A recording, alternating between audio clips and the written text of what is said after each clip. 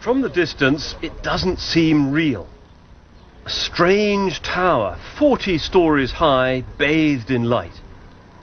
But this weird new landmark in a field outside Seville is actually a new kind of solar power station. Some civilizations worship the sun, here they harness it. And these beams lighting up the sky could help head off the worst effects of global warming. When you're close up, these look just like steel panels, but in fact, I'm standing in a field of giant mirrors, all focusing the sun's rays in one direction. The beams are aimed at the top of the tower. It's painful to look at, but it's here that the sunlight is transformed into thermal energy. Now, this is the only way to get to the very top of the tower, and I'm really feeling the heat up here because it's just through that wall that all that sunshine is being focused. And actually, I can feel the temperature rising just in the metal of this ladder. And all of this sunlight is reflected up here to the top tower. It's incredibly bright and hot. The temperature here can reach more than 400 degrees centigrade. Enough to power a boiler here, which in turn goes on to generate huge amounts of electricity.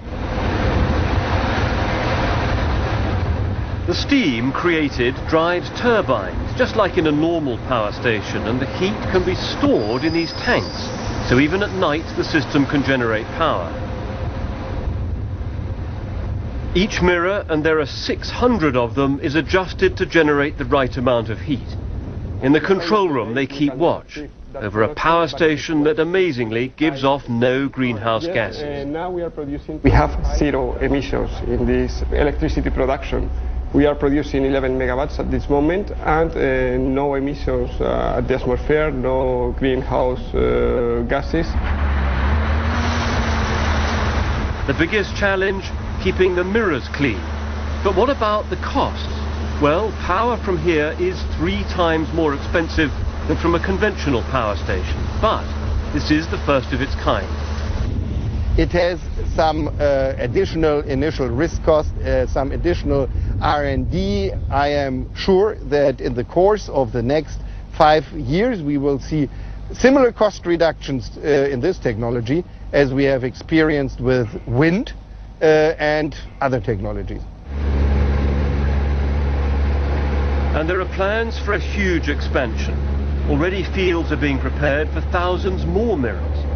Imagine installing millions across the Sahara Desert and sending the power north to Europe. That is being considered. In Seville, it's the end of another cloudless day. Solar thermal power won't work in every country. But here in Spain, there's a new era of renewable energy.